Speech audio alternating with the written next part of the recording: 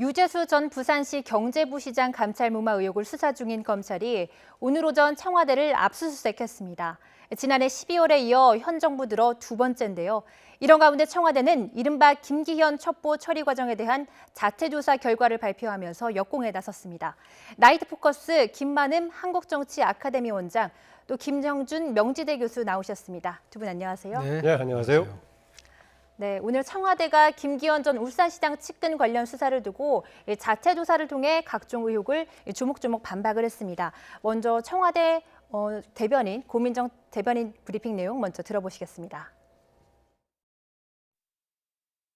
경찰 출신이거나 특감 반원이 아닌 행정관이 외부에서 제보된 내용을 일부 편집하여 요약 정리한 사실을 확인했습니다. 따라서 고인이 되신 동부지검 수사관은 문건 작성과 무관한 것으로 확인됐습니다. 2017년 10월경 당시 민정비서관실 소속 행정관 A씨가 제보자로부터 스마트폰 SNS를 통하여 김기현 전 울산시장 및 그 측근 등에 대한 비리 의혹을 제보받았습니다. A 행정관은 외부 메일망의 제보 내용을 문서 파일로 옮겨 요약하고 일부 편집하여 제보 문건을 정리하였으며 그 과정에서 새로이 추가한 비위 사실은 없습니다. 네, 요약해보면 그 A 행정관이 외부에서 받은 제보를 백원우 전 민정비서관에게 전달을 했다. 이 과정에서는 단순 제보에 지나지 않았다. 이런 내용이거든요. 어떻게 들으셨습니까? 핵심적은 크게 세 가지 부분으로 나눠져 있어요. 첫 번째는 첩보 작성의 주체가 누구냐라는 건데요. 그동안 이제 많은 의혹은 혹시 숨진 수사관 A가 작성하지 않았느냐라는 그런 의혹을 가졌었는데 그것이 이제 오늘 고민정 대변인 발표로 봐서는 외부자로부터 제보를 받아서 행정관이 작성했고 그것을 민정비서관으로 옮겼기 때문에 숨진 A 비서관은 문건 작성과는 전혀 상관이 없다라고 얘기를 했고요. 두 번째는 내용은 뭐냐면 그 문건의 내용이 혹시 나름대로 뭐 좀 첨가됐다든지 변경됐다든지 이런 것이 아니냐는 것이 행점인데 고민정 대변인 얘기는 새로이 추가된 비리 사실은 없었다라고 얘기를 했고요. 마지막으로는 첩보가 이첩된 다음에 그 이후에 혹시 청와대에 있는 민정수석 속에 있는 감찰관하고 경찰 관계, 문서낸 속에서의 여러 가지 혹시 교환이라든지 추보고라든지 이런 게 있었느냐, 이 세 가지가 행정적 사항인데요. 지금 고민정 대변인은 이 세 가지 모두가 전혀 관련이 없었던 부분이기 때문에 이 문건과 관련돼서 숨진 특감사 비서관은 이 문건과 관련이 전혀 없다라고 좀 얘기를 하고 있는 것이고요. 이거는 이제 자체 조사를 통해서 얘기를 한 거기 때문에 과연 이제 검찰이 어떻게 발표할 것인가는 더 두고 봐야 될 거라고 저는 봅니다. 네, 일단 이 자체 조사를 발표를 했는데요. 일단 첩보 처리 과정에서 비위 추가가 전혀 없었다 이런 점을 강조를 했거든요. 의혹이 좀 해소됐다고 볼 수 있을까요? 어떤 면인가 모르겠는데 일단 오늘의 초점은 정치적인 의도를 가지고 만들어진 게 아니다. 그리고 최근에 고인이 된 수사관은 여기 과정에 개입된 게 없다. 두 가지 초점을 두고 얘기한 것 같습니다. 그리고 정치적인 의도를 가지고 만들어진 게 아니라는 주장에 또 어떤 식의 내용이 들어있냐면요. 행정관이 캠핑 과정에서 만났던 사람, 그러니까 정치적으로 특별한 인연이 있어서 만났던 게 아니기 때문에 그렇게 비중 있는 어떤 의도를 가지고 만들어진 그런 배경이 있는 게 아니다라는 걸 강조를 했고요. 그리고 그 당시에 요약 보고서를 냈고 전달을 했었는데 과연 이게 어떻게 전달했는지 정확하게 기억이 나지 않는다. 심지어는 백원우 당시 민정비서관에게 전달했는데도 분명하게 기억나지 않지만은 아마 그렇게 했을 거다라는 얘기입니다. 여기에는 무슨 의미를 담고 있느냐면은 특별하게 정치적인 의도를 가지고 했던 게 아니다. 여러 가지 일상적으로 지나는 첩보를 이첩했던 그런 수준에 불과하다라는 얘기입니다. 그런데 조금 있다 그런데 얘기가 나오겠지만은 당시 공직자이긴 하지만은 정당에 있는 사람이기도 아니고 특별하게 의미가 없다라고 했었는데 지금 YTN 등의 보도에서 송병기 현 울산 경제부시장이 지금 거론되고 있는 거 아니겠습니까? 거기다가 전달을 받아서 정리했던 사람도 검찰 출신이거나 경찰 출신도 아닌 다른 행정관이었다라고 얘기하는데 지금 송병기 현 부시장의 정보를 제공받았던 사람은 검찰 출신이었다가 이제 검찰로 복귀한 그런 사람이다라는 얘기까지 나오고 있어서 예. 오늘 얘기했던 것에 대한 청와대 주장이 얼마 안 지나서 지금 바로 맥이 빠져버린 그런 상황입니다. 모르겠습니다. 이제 청와대 쪽에서는 지금 송병기 시장 관련된 그런 소스는 또 다른 거고 오늘 고민정 대변인 설명에 또 다른 것이니까 서로 다른 사안이다라는 또 해명이 나올지는 모르겠습니다. 왜냐하면 그동안에 첩보 제공의 경로가 하나만 있었던 것이 아닙니다. 예컨대 박범계 의원의 경우에는 신모 변호사가 울산에서 제공했다는 얘기도 하고 있고 다른 언론 취재에서는 지역의 그 김모 사업가가 여러 군데 지금 뭔가 민원 비슷하게 제공했다는 얘기가 나오고 있어서 예. 혹시 모르겠습니다. 청와대 쪽에서는 오늘 고민정 대변인이 설명했던 것은 소스가 다른 거다라고 얘기할지 모르겠지만 어쨌든 간에 그 직후에 지금 YTN 등에서 바로 송병기 부시장이 정보를 제공했고 그 이후로 여러 번 제공했고 그게 아마 정리가 된 것 같다 보도가 되고 있어서 청와대 오늘 반격의 취지를 담은 청와대 브리핑은 좀 맥이 빠진 그런 느낌입니다. 네, 그 청와대 아직 추가 입장은 내놓지 않고 있는데요. 앞서 청와대 발표에 따르면 이 최초의 첩보는 한 공직자로부터 시작이 됐다 이렇게 얘기를 했습니다. 그런데 이 첩보 제보자가 송철호 울산시장의 측근인 송병기 울산시 경제부시장인 것으로 YTN 취재 결과 드러났는데요. 또 우리 YTN 취재진이 인터뷰를 통해 입장을 직접 들어봤습니다. 들어보시겠습니다. 행정관에는 우리 이제 여론 전달 형태로 현재 사회에 돌아가는 동향들을 요청을 하면은 제가 거기에 대해서 알려주고 그랬습니다.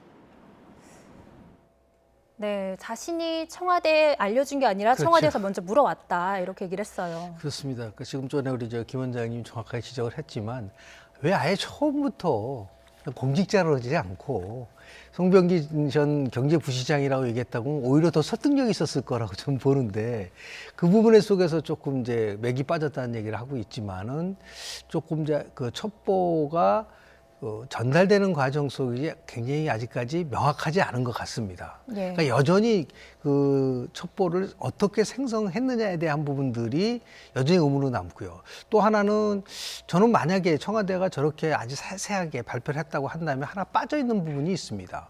왜냐하면 청와대에 지금 박형철 비서관에 대한 얘기는 왜 하나도 없냐라는 거죠. 그러니까 오히려 고리가 돼 있지 않습니까? 예. 첩보를 받아서 민정비서관에서 누구한테 이걸 바로 울산청에다 이관한 게 아니라 박경철 비서관한테 줬고 박경철 비서관이 이제 경찰청하고 울산청 내려가잖아요. 그럼 분명히 박경철 비서관은 그 가운데 있었지 않았습니까? 네. 그리고 이 박경철 비서관은 지금 검찰에 조사를 받았단 말이에요.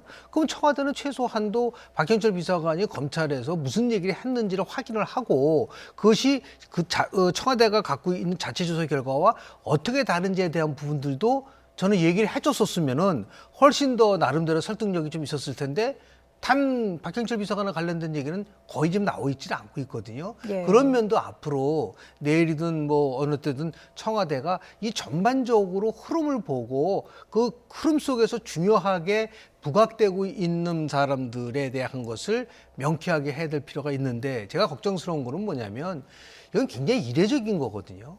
단 한 번도 경험해 보지 못한 겁니다. 청와대하고 검찰이 이렇게 공개적으로 충돌한 적은 거의 없는데요. 네. 왜냐하면 이 정부는 출범하자마자 두 가지를 굉장히 강조를 했어요. 하나는 뭐냐면 어떠한 사건과 관련돼서라도 가이드라인을 주지 않는다라고 얘기를 했거든요. 검찰 수사와 관련돼서. 네. 그런데 지금 여러 가지 청와대의 해명이나 이런 걸 보면 보이지 않게 가이드라인을 주는 것 같은 압박성의 그러한 그 회견을 하고 있는 게 아니냐라는 부분들이 있고요. 네. 두 번째는 항상 이 정부는 뭐라고 얘기했냐면 검찰의 정치적 중립을 최대한대로 보장을 해주고 그리고 더 나아가서 살아있는 권력도 아주 적극적으로 수사하라고 대통령이 취임 윤석열 총장한테 얘기를 했단 말이에요. 네. 그런 상황 속에서 이렇게 청와대가 전방위적으로 또 더 나가서 여당이 함께 예를 들어서 검찰 개혁을 거부하는 거라고 하면서 밀어붙이니까 어느 것이 진실인지 정말 좀 가늠하기가 좀 어렵고요.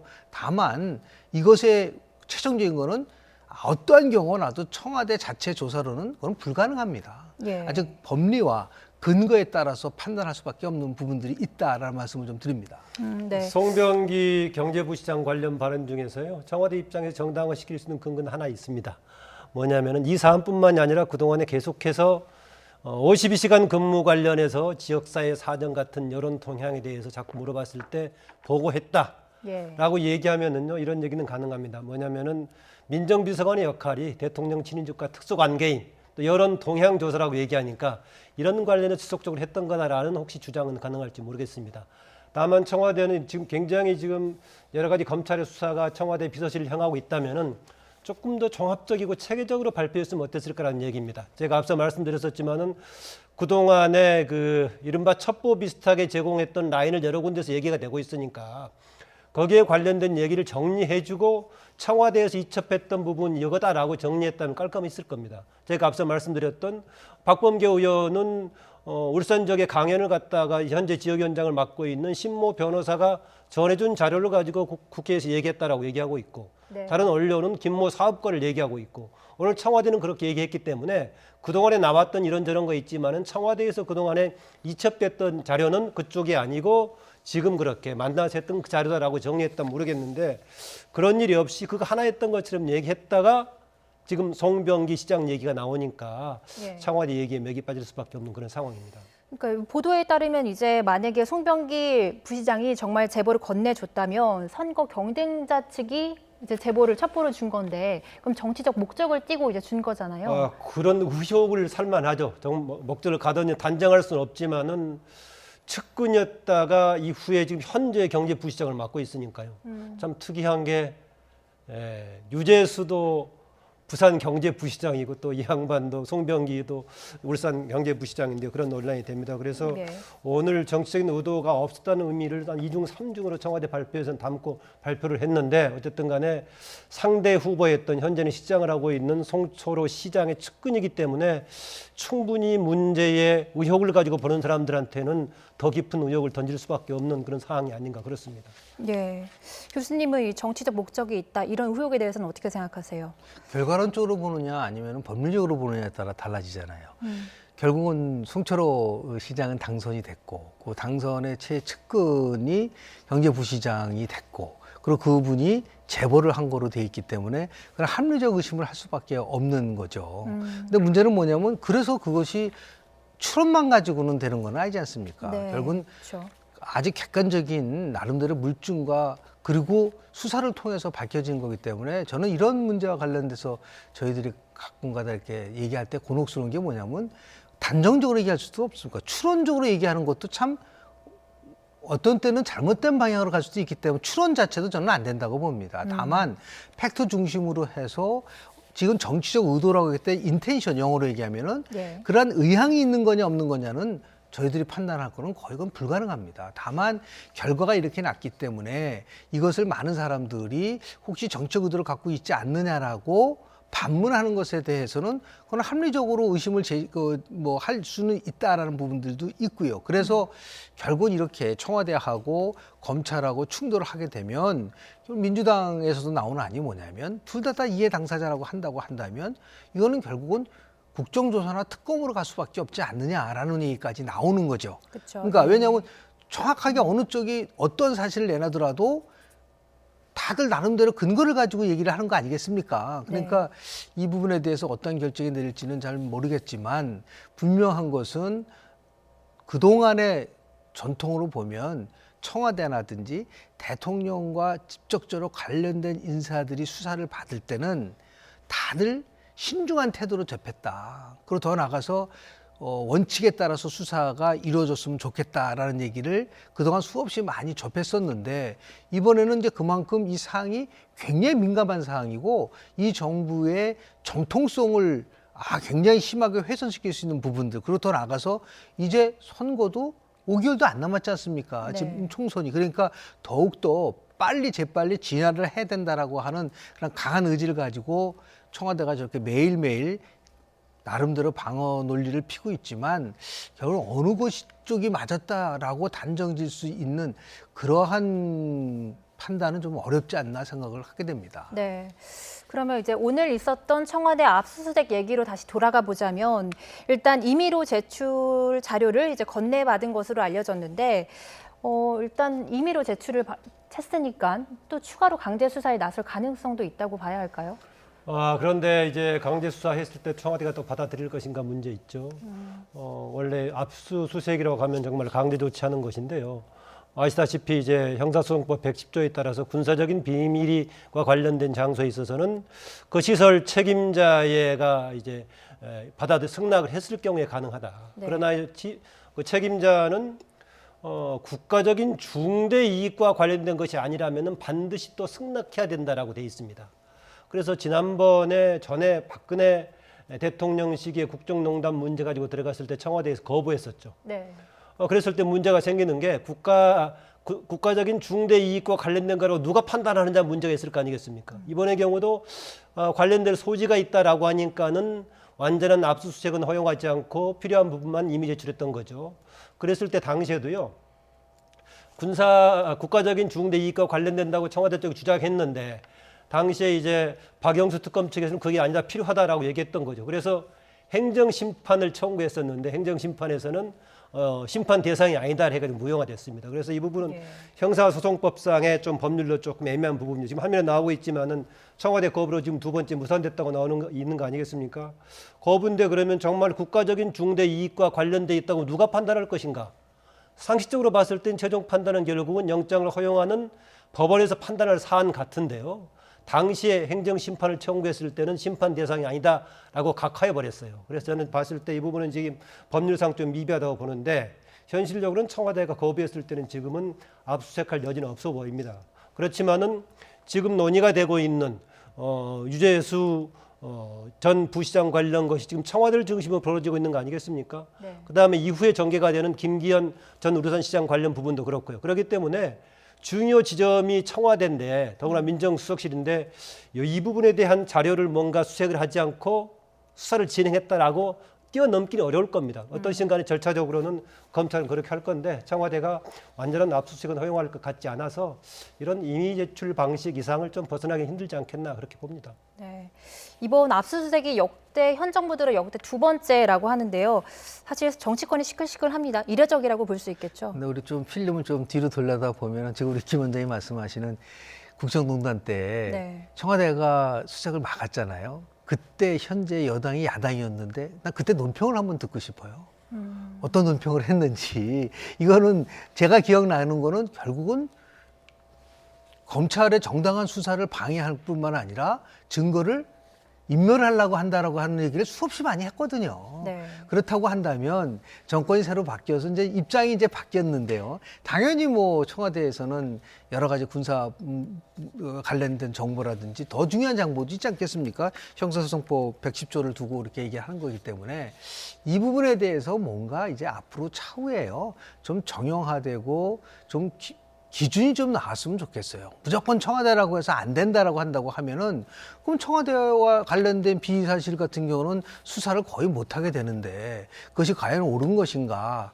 또 똑같은 상황이 박근혜 정부 때도 있었고 문재인 정부 때도 있었으니까 이 수사가 이제 마무리되면 이런 것들을 이제 국회 차원에서 보완도 하고 그리고 좀 더 검찰이 어떻게 하면 정확한 수사를 통해서 진실을 밝힐 것인가 이렇게 좀 건설적인 방향으로도 좀 우리가 정리를 해야 되지 않을까라는 생각이 좀 들고요. 지금은 뭐 누가 잘못하고 누가 처벌할 거냐 이런 쪽에만 초점이 맞춰지는데 계속해서 반복해서 나타나니까 국민들 입장에서 봤을 때는 청와대하고 검찰이 저렇게 충돌하는 걸 보고 국민들이 어떻게 생각을 하겠습니까? 정부에 대한 신뢰도 넘어질 뿐만 아니라 너무 심한 게 아니냐라고 하는 비판도 있을 수 있고요. 네. 그런 면에서 벌써 우리 조금 한 발짝 물러서서 무엇이 최상의 방법인가에 대해서 한번 고민을 좀 해야 될 때라고 봅니다. 네. 당시 국정농단이 있을 때 제가 그 형사소송법 법률상의 미비사항을 빨리 국회에서 보완해야 된다 그런 얘기를 했습니다. 국가의 중대 이익과 관련된 부분을 누가 판단할 것인가 그게 아니라면 반드시 승낙해야 된다라고 얘기하는데 판단을 누가 할 것인가에 대한 법률적인 미비가 있어서 앞으로 국회가 열리면 보완해야 될 거다라고 제가 당시에 얘기했습니다. 그런데 사실 우리가 청와대 쪽을 압수수색하는 상황이 그렇게 많이 발생하지 않아서 그런가 모르겠는데요. 이후에는 국회가 지금 다른 사안도 지금 입법을 못하고 있는데 만약에 된다면 그 부분은 좀 보완할 필요가 있을 겁니다. 네. 이 검찰은 유재수 전 부시장 감찰무마 의혹 관련 윗선에도 이제 수사를 속도를 내고 있는데요. 이제 남은 건 조국 전 장관의 소환이 남았다. 이런 분석도 나오고 있습니다. 실제로 이번에 그 감찰 무마뿐만 아니라 지금 우리가 토론하고 있는 부분들도 그 최상위층은 조국 민정수석이었잖아요. 근데 그걸 왜 백원우 비서관 쪽만 얘기를 하고 있는데 그런 부분 속에서는 책임 있는 모습을 보여야죠. 조국 전 민정수석도 민정수석실에서 일어난 일이기 때문에 그렇습니다. 근데 일단은 뭐 백원훈 민정비서관 쪽으로 초점이 맞춰지고 있는데 나중에 되면은 과연 그 부분을 알고 있었느냐 모르고 있었느냐까지 또 물어볼 수가 있지만 이 감찰 무마 의혹은 직결적으로 관련이 있고 작년 12월 달에 운영위원회에 나와서 이 부분과 관련돼서 당시 민정수석으로서 얘기한 부분이 있지 않습니까? 그러니까 경미한 거기 때문에 마무리했다라는 얘기를 분명히 했습니다.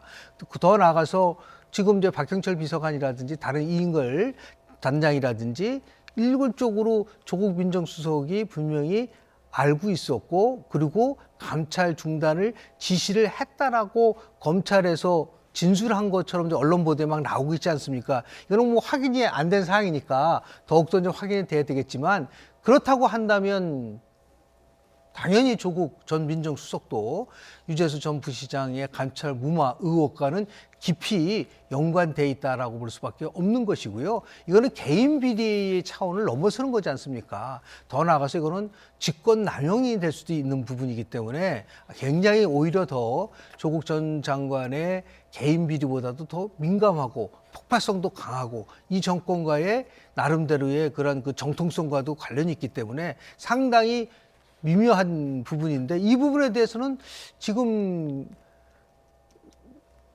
백원우 수사관 쪽 것보다는 오히려 거의 좀 적게 나오고 있지만 실제로 보면은 이 사안도 제가 볼 때는 만만치 않다고 봅니다. 네. 그 조국 전 장관과 가족 또 주변에 관련 수사하고요. 지금 민정수석실에 벌어지고 있는 사안하고 조국 전 장관이 차지하고 있는 역할은 조금 다르긴 합니다. 조국 가족과 주변 사람들 지금 사건에서는 결국은 최종 겨냥하고 있는 것이 조국 장관이라고 볼 수도 있겠죠. 예. 또 대신 지금 민정수석실에 벌어지고 있는 일이니까 당연히 민정수석실을 총책임지고 있는 민정수석이 최종적으로 뭔가 확인해야 될 겁니다. 다만 모든 사안을 민정수석이 주도했을 거냐 이건 별개의 문제입니다. 민정수석으로 있었어도 다른 옆선 또는 윗선에 이른바 힘 있는 사람이 작용했을 수도 있고요. 물론 지금 거론되고 있고 수사가 진행되고 있는 것이 사실이라고 판단됐을 경우 이렇습니다만은 그 진행되는 것들이 조국 당시 수석이 얼마나 어떤 역할을 했고 얼마나 책임 있느냐는 다를 수 있다. 지금 얘기가 나왔었지만은 오히려 민정비서관의 힘이 더 셌을 수도 있고 아니면 공식 직책에 있지 않지만은 다른 밖의 조직이 더 컸을 수도 있기 때문에 그것은 단정적으로 조국 장관이 얼마나 책임이 있느냐는 얘기할 수 없습니다. 다만 민정수석실에서 벌어진 일이었기 때문에 민정수석은 당연히 거기에 관한 여러 가지 진술이라든가 입장이라든가 소환받아서 진술을 아마 해야 될 겁니다. 네, 알겠습니다. 오늘 검찰의 압수수색을 놓고 민주당에서는 한층 더 격한 반응이 나왔는데요. 또 한국당은 당연한 압수수색이라면서 검찰에 힘을 실었습니다. 영상 먼저 보고 오시겠습니다.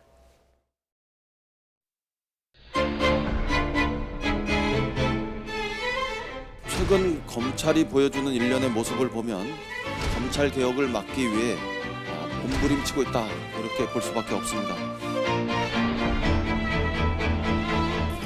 검찰도 지금은 이 사건 관련돼서 의혹이 제기되어 있는 당사자 아니겠습니까?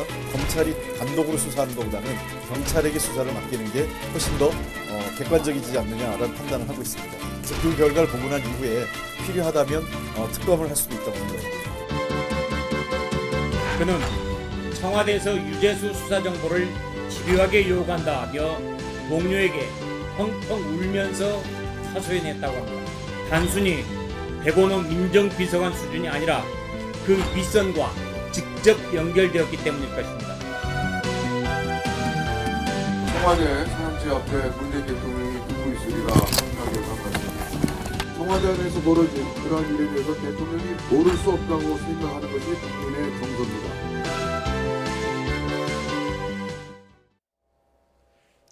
네, 검찰이 정치를 하려 한다. 이 민주당은 한마디로 이 압수수색 의도에 대해서 상당히 의구심을 품고 있는 것 같습니다. 어떻게 들으셨어요? 두 가지 굉장히 반복적인 패턴이 나타나요. 청와대와 관련된 수사가 나오면 검찰 개혁해야 된다는 거 하나고요. 두 번째는 검찰이 어떤 정치적 의도를 가지고 공병수사권 조정 문제를 포함해서 공수처법을 반대하기 때문에 한다라고 하는 이 두 가지가 아주 단골 메뉴로 나오는데요. 제가 윤석열 총장이 취임부터 지금까지 윤 총장으로부터 공수처법을 반대한다는 얘기를 들어본 적은 없습니다. 그러니까 자꾸만 이거를 공수처법을 반대하기 때문에 검찰이 조직적으로 저항한다고 하고 있지만 지금 이제 윤석열 총장은 거기에 대해서 단 한마디도 얘기한 적이 없고 제 기억으로는 청문회 전서부터 시작해서 공수처법에는 반대하지 않는다고 공개적으로 국회에서 얘기를 했단 말이에요. 그런데 그게 왜 검찰개혁과 관련돼서 이 자꾸만 저항을 한다고 생각하느냐라는 거고요. 두 번째는 뭐냐면 정치적 의도를 갖고 있다고 자꾸만 얘기를 한다고 한다면 왜 청와대는 자신들의 있는 부서의 구성원들이 잘못할 수 있다라는 가정은 안 하는 거죠. 항상 청와대에 있는 사람들은 완벽하고 항상 청와대에 있는 사람들은 오로지 국가만을 위해서 한다는 그런 걸 전제를 하고 있는 거 아니겠습니까? 네. 반대일 수도 있는 거죠. 그러니까 그런 의심을 해야 됩니다. 예를 들어서 민주당도 청와대와 관련돼서 합리적 의심을 해야 되죠. 잘못하면 도덕적 해이가 있을 수도 있고. 왜냐하면 역대 정권에서 수없이 많이 청와대의 비리를 다 목도했지 않습니까? 그렇다고 한다면 무조건 검찰만 공격할 뿐만 한 것이 아니라 청와대에서 무엇이 문제였느냐에 대한 것들도 같이 얘기를 해줘야지 국민들로 봤을 때 민주당이 얘기하는 게 나름대로 설득력이 있지. 네. 무조건 검찰만 공격하고 검찰에 대해서 비판만 한다고 했을 때 과연 설득력이 얼마큼 있을까에 대한 부분에서 문제 제기를 합니다. 네. 공수처법을 비롯한 검찰 개혁에 대한 반대를 하기 위해서 집권 세력 핵심 세력을 검찰이 상당히 의도적으로 건드리고 있다, 정치행위다 이렇게 얘기하고 있는데요. 검찰이 집권 세력에 여러 가지 관련된 부분을 수사의 대상으로 삼아가지고 여론으로 조금 불리하게 만드는 역할은 일정하게 할 수도 있을 것입니다. 그러나 현재 공수처법은 검찰이 결정할 문제가 아닌 국회로 넘어와 있는 거 아니겠습니까? 지금 네. 상황에 따라서는 조만간 1, 2주일 안에 결정될 사안이기 때문에요. 공수처법 관련 부분은 입법 사항이라는 것을 말씀드리고 싶고요. 한두 번 잠깐 무슨 사안을 가지고 집권 세력의 일부와 집권 세력이 주도하는 정부 기구하고 충돌한 적은 있지만은 이렇게 몇 개월 동안 계속해서 집권 세력과 검찰이 충돌하고 있는 사례는 얼마나 있을까 그런 경우입니다. 예. 이럴 때 과연 해법이 뭐가 있을까? 일단은 대통령이 지금 칭찬하면서 임명했던 윤석열 총장 취재이기 때문에 대통령 쪽에서는 할 말은 없는 거죠. 그럼에도 불구하고 보니까 사실상 대통령과 청와대 쪽의 입장이라고 볼 수 있는 고민정 대변인들도 상당히 불편하게 얘기를 하고 있어요. 그랬을 때 해법은 뭘 건가? 오늘 봤을 때 이해찬 지금 더불어민주당의 대표는 이거 검경 합동 수사를 하자. 최근에 경찰은 보니까 비교적 여당의 입장과 같이 가는 느낌을 좀 받고 있는가 봅니다. 더구나 검경 수사권 조정에서 경찰 쪽에 힘을 실어주고 있는 편이고요. 그래서 검경 수사권 합동 조사를 하자라는 것인데 이것은 이제 검찰이 그렇게 하자라고 했을 때 하는 문제고요. 또 하나 그렇게 할 수 있는 게 뭐가 있느냐?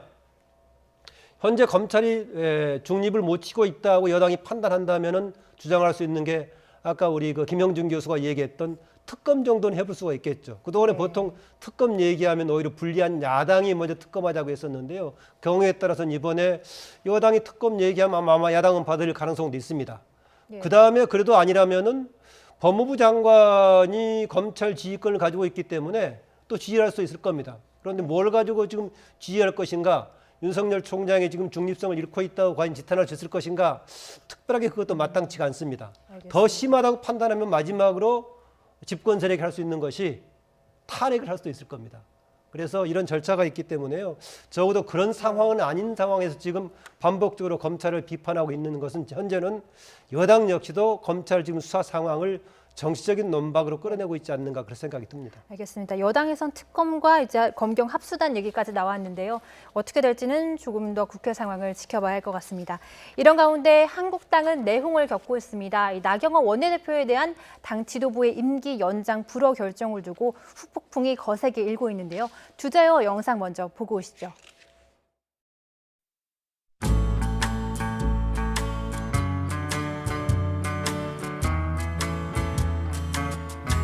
국민을 위한 국회가 된다면 제가 밥 잘 사주는 예쁜 누나가 될 각오가 있다. 이렇게 말씀을 당의 승리를 위해서 내린 결정입니다. 자유한국당 원내대표 나경원의 발걸음은 여기서 멈춥니다.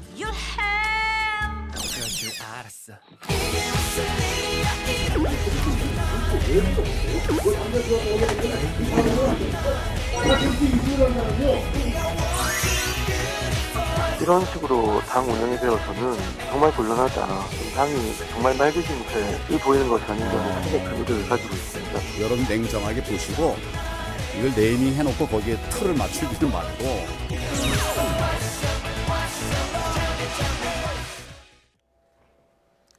네, 나 원내대표의 임기 문제를 두고 한국당 내에서는 반반이 만만치 않은 것 같습니다. 지금 어떻게 보고 계세요? 글쎄요, 왜 이런 선택을 했을까라는 생각이 좀 들어요. 왜냐하면 나경원 원내대표가 뭐 재심을 묻겠다고 얘기를 하면은 그냥 의총에서 재심을 물었으면은 아무런 문제는 안 되는 거잖아요. 예. 그리고 나서 나중에 이제 어떤 결론이 나올지는 모르겠는데 그 전에 아예 그를 재신임을 하지 않겠다고 얘기를 해버리니까 당연히 저렇게 이거 혹시 월권 아니냐. 어떻게 최고위원이 의총과 관련된 사항을 다 할 수 있냐. 이거는 자유한국당만이 아니라 모든 정당 내에서의 의원과 관련된 원내대표라든지 임기와 관련된 거는 보통 의총에서 이루어지고 있는 분들이 있기 때문에 그런 면에서 보면 나경원 원내대표가 나름대로는 대승적 판단을 한 것 같아요. 더 이상 문제 삼지 않겠다. 절차와 권한의 문제가 있지만 이게 다시 또 문제가 돼서 내용을 걷는다고 한다면 예. 결국은 뭐 대여 투쟁의 강도도 약해질 뿐만 아니라 황교안 대표의 리더십은 더 추락할 수 있다라고 하는 부분들이 작용이 됐는데 다만 이런 과정을 거치면서 어떠한 미래에 대한 청사진이 도대체 뭐냐. 그러니까 혁신과 통합과 나가서 지금 패스트트랙으로 걸려있는 이 법안을 처리하는 데 있어서의 이게 긍정적으로 작용이 될 것이냐 부정적으로 작용될 것이냐에 대한 거를 가지고 우리가 좀 그런 관점에서 좀 봐야 되는데 조금 그런 면에서 보면 전략적인 취약성들이 좀 많이 드러나 있다. 네. 자유한국당이요. 그런 면에서 좀 아쉬운 면이 좀 있습니다. 네, 정기국회가 얼마 남지 않았는데 친양 체제 구축이라는 비판까지 나오고 있습니다. 네. 지금 이 교체가 됐을 때 과연 한국당의 진로에서 어떤 도움이 될까 판단도 있겠고요. 조금 전에 김영준 교수가 지적했던 과연 이것이 제대로 된 판단이었느냐 충분히 문제 삼을 수 있습니다. 원내대표는 당연히 원내의총을 선택하는 거죠. 더구나 지금 황교안 대표는 검사의 법률가 출신에다가 법무부 장관까지 했던 대표인데 상식적으로 알만한 절차를 왜 안 지켰을까 놀랐습니다. 그래서 제가 혹시 한국당의 당헌 당규는 특별하게 돼 있나 찾아보기까지 했습니다. 당연하게 원내대표는 원내의총에서 결정할 사항인데 예. 최고위원회에서 왜 결정했을까 정말 의아스럽습니다. 네. 혹시 그렇게 결정한다고 하더라도 당 대표라든가 최고위원회에서 앞으로 당의 전략을 위해서는 바꾸는 게 좋겠다라는 의사를 원내 의원들에게 전달한다면 충분히 할 수 있을 것인데 무리하게 진행을 해서 그렇고요. 저는 나경원 현 아직까지는 원내 대표죠. 10일까지 대표는 이것을 이제 대승적인 차원에서 수용을 한다. 본인이 이걸로 그치겠다라고 얘기했는데 저는 이게 이후에 당내 개파라든가 행보에 영향을 미쳐가지고 당의 단합에 오히려 안 좋은 작용을 좀 미칠 영향이 있다라고 봅니다. 왜냐하면 당장 이후에 후속 선출하는데 무슨 뭐 친박이 어떠니 누가 어떠니 주류가 어떠니 비류가 어떠니 비주류가 어떠니 나오면서요 다시 한번 갈라질 소지가 있고 지금 당장 김세현 전 여의도 연구원장 등의 문제를 제기하고 있어가지고 당에 상당히 파열음을 내면서 분파가 생기지 않을까 생각이 듭니다. 근데 특히 이제 제가 주목한 정치 일정에 관련된 부분 속에서 조금 이해력이 부족했었던 것 같아요. 네. 왜냐하면 나경원 원내대표의 임기는 12월 10일까지입니다. 네. 근데 정기국회는 12월 10일까지 12월 9일 날 아마도 예산안이 처리될 가능성이 크고요. 예. 그때 이제 뭐 패스트트랙 걸지 안 걸지는 모르겠지만 새 원내대표가 들어와서 협상할 수 있는 시기랑 안 맞는다는 거예요. 그러니까 예를 들어서 12월 10일까지 모든 것이 처리되지 않고 임시국회로 넘어간다고 하면 그때 한번 새 원내대표가 들어와서 협상을 한다고 하지만 그렇지 않을 경우는 협상할 수 있는 여지는 전부 다 나경원 원내대표가 10일까지는 대표니까 네. 그런 것까지도 아주 세심하게 좀 고려를 했었어야 되는데 그런 부분이 좀 부족하지 않았나 생각을 좀 하게 됩니다. 그런 네. 데면서 언론이라든가 심지어는 여당 일부에서도 누가 될지 모르겠지만 혹시 새로운 원내대표 뭔가 바뀌면은 뭐 전기를 혹시 만들 수 있지 않을까라고 얘기하는데 지금 김영준 교수 얘기했다시피 이제 10일까지가 나경원 원내대표의 임기가 남아있는 거고 정기국회도 11일까지 끝나지 않습니까? 그리고 네. 당장 그때까지 나머지 지금 며칠이 굉장히 중요해서 그때 협상이 어떻게 되느냐 네. 패스트트랙에 올라간 법안들을 그때 어떻게 올릴 것인가가 쟁점이 될 것인데 그 이후부터 시작하는 원내대표가 어떤 의미를 가질까 정말 그런 점에서는 이후에 정치 일정과 관련된 전략도 크게 선택하지 않은 듯합니다. 단 제가 봤을 때는 황교안 대표 입장에서는 협상의 여지를 전혀 두지 않는 완전한 지금 거부를 전제로 한 선택이 아니었는가 그런 생각이 들기도 합니다. 그렇죠. 한국당의 셈법이 이쯤 되면 참 궁금한데 황교안 대표 이런 비판을 의식한 듯이 저는 친항을 하려고 정치하는 사람이 아니다 이렇게 선을 그었습니다. 관련 발언 듣고 오시겠습니다. 제 인사 이 분에 관해서 한번 여러분 면밀하게 보세요. 그게 친황 인사인가? 여러분 냉정하게 보시고 이걸 네이밍 해놓고 거기에 틀을 맞추지는 말고. 네, 인사 내용을 보면 친황이 아니다. 프레임을 짜서 이렇게 보지 말아라 이렇게 얘기를 했거든요. 어떻게 보십니까? 제3자적 관점에서 보통 평가를 하는 거잖아요. 아까 우리 조금 전에 얘기했지만 당사자인 청와대의 발표도 있는 거와 마찬가지로 그래도 이제 아주 객관적으로 보는 시각들에서 봤을 때는 지금 과연 친황이 아니다라고 단정 짓기는 어려운 정도. 이해는 갑니다. 왜냐하면 3선 이상의 중진들을 좀 물갈이하면서 새로운 변화를 주려고 하다 보니까 초선 의원이 아마 당의 사무총장 된 게 거대 정당에서는 굉장히 이례적이거든요. 예. 그리고 더 나아가서 모든 것을 주도할 수 있는 중요한 전략기획에 관련돼서도 초재선 의원을 놓고 또 외부에서 여의도 연구 원장을 놓고 이제 그런 면에서 봤을 때는 나름대로 이제 변화를 주기 위한 일종의 문무이라고 볼 수는 있어요. 그러나 제3자 입장에서 봤을 때는 여전히 친박에다가 예를 들어서 황교안 대표랑 가까운 사람이라든지 아니면은 영남 쪽이 아니냐 이렇게 비판을 받을 수 있기 때문에 그러니까 이러한 것이 나오는 것 자체에 대해서 좀 경계를 좀 했었어야 된다는 거죠. 네. 아니라고 얘기한 것이 아니라 참 잘된 인사였다라고 하는 그런 평가가 나왔으면 더 좋았지 않았는가 생각을 좀 하게 됩니다. 여러 사람 교체했던 사람 중에서요 가장 두 사람이 주목이 되죠. 한 분은 조금 전에 얘기했던 이제 나경원 원내대표인데 나경원 원내대표 이번에 재신임 하지 않고 그대로 끝난다고 하더라도 그게 원내 의총을 통해서 결정됐다면 별 문제가 없을 것인데 최고위원을 통해서 결국은 교체하다 보니까 황교안 대표의 의중이 반영된 거다 해가지고 혹시 두 사람 간의 투톱 체제의 갈등을 황교안 단일 체제로 하려고 했던 거 아니냐라는 의혹을 충분히 받을 만하고요. 네. 또 하나 여의도 연구원장을 했던 김세현 의원 최근에 가장 강하게 한국당의 쇄신을 요구했던 거 아니겠습니까? 한국당의 쇄신은 정말 끝났다. 라고 얘기할 정도에 있었는데 여의도 연구원장을 교체했단 말이죠. 더구나 김세현 의원은 국회의원은 다음에 불출마하더라도 역할을 하겠다라고 했는데 바꿨는데 새로 들어온 분을 보니까 우리가 참신한 면과 또 미숙한 면이 양면성이 있는데 선거 전략하고 좀 직접적으로 관련돼 없어 보이는 분이 있다 보니까 결국은 황교안 대표의 1인 지도력을 강조하는 측면에만 너무 주목했던 거 아니냐 그런 해석은 충분히 가능합니다. 황교안 대표 본인은 자세히 보면은 결국 이걸 두고 어떻게 감히 친황 체제라고 하느냐 살펴보시라라고 얘기했지만은 다른 것이 눈에 띄지 않으니까 결국은 황교안 1인 체제 중심으로만 염두에 둔 거 아니냐 이런 해석은 좀 가능합니다. 네.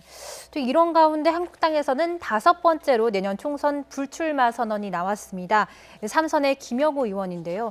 수도권 의원 중에선 처음입니다. 어떻게 보셨어요? 제가 개인적으로 좀 잘 아는 의원이에요. 그러니까 보면은 수도권 3선이면서 저는 이제 오늘 회견문서 두 가지가 눈에 띄어요. 하나는 뭐냐면 왜 한국 정치는 자꾸만 과거로만 가느냐.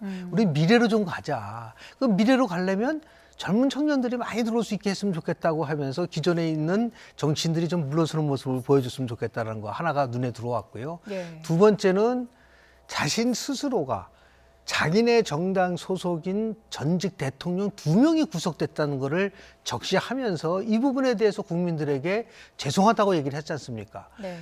저는 친박이라는 사람들이 단 한 번도 박근혜 대통령 국정농단에 관련돼서 공개적으로 사과한 걸 들어본 적이 없어요. 그런 면에서 봤을 때는 훨씬 더 그리고 김영우 의원은 정치 입문을 실은 이명박 대통령을 통해서 했기 때문에 그 부분 속에서도 이명박, 박근혜 보수 세력에 대해서 잘못한 것에 대해서 보수가 참여해야 된다는 것을 공개적으로 얘기했다는 면에서는 상당히 오늘 너무나 큰 사건이 터져가지고 우리 김영우 의원 불출마 선언이 좀 크게 눈에 띄고 있지는 않지만 참 용기 있게 그리고 정말 국민들을 위해서 국민 눈높이에 맞추는 저런 정치인은 불출마한다 하더라도 다음에 언제든지 국가와 민족을 위해서 일을 할 수 있는 기회가 저는 주어질 거라고 저는 봅니다. 예, 한국당 소속의 뭐 삼선이긴 하지만 그래도 상당히 그 젊은 정치인에 속하는 그런 쪽인데요. 긴 시간은 아니지만은 YTN에서 기자 생활하다가 정치인이 된 그런 케이스인데요. 본인의 얘기처럼 정말 새스른 새부대에 보여야 된다. 거기다가 정말 본인들과 같이 했던 소속의 대통령 두 사람이 구속된 상태에서 정말 책임진 사람이 누가 있었느냐 이런 차원에서 본다면은 저는 지금 쇄신의 불씨를 만들겠다고 하는 김영우 의원의 오늘의 행동을 굉장히 사줄만하다. 일부에서는 호사가들은 혹시 또 삼선까지 했고 경기도 소속이니까 혹시 경기도지사 뭐 이런 얘기까지 호사가들은 얘기하고 있는데 그건 나중 일이고요. 현재로서는 삼선 의원이 뭔가 쇄신을 위해서 불출마 선언한 것은 지금 답답한 한국당 상황에서 좀 좋은 에너지가 아닌가 좀 그렇게 해석하고 싶습니다. 네, 이런 움직임이 또 중진 용태론으로 또 이어질 수 있을까요? 가장 중요한 것은요. 결국은 무엇을 위해서 정치를 하고 어떻게 변화를 줄 것이냐라는 것이 중심이 돼야 되고요. 무조건 용태론이라는 거고 정해놓고 하는 것이 아니라 어떤 가치, 국민들이 같이 함께 할 수 있는 가치를 세워놓고 그 가치 보니까 기존에 있었던 명목 중진은 안 맞더라. 그러니 물러나는 게 좋다라는 것인데 그걸 거꾸로 하면 안 되죠. 사람을 침대에다 맞춰야지 침대에다 사람을 맞출 수는 없지 않습니까? 그러니까 저는 이러한 용태론보다 더 중요한 거는 뭐냐면 도대체 각 정당들이 4차 산업혁명을 포함해서 앞으로 어떠한 정치를 하고 어떤 비전을 가지고 국민과 같이 할 것인가 이 부분을 좀 명쾌하게 했으면 좋겠어요. 그리고 나서 거기에 걸맞는 사람들을 충원해 나가는 이런 절차들을 좀 밟았으면 좋지 않겠는가 생각을 좀 합니다. 네, 알겠습니다. 총선이 가까워지는데 점점 전국은 꼬여가는 상황인 것 같습니다. 오늘 나이트 포커스는 여기까지 듣겠습니다. 오늘 두 분 감사합니다.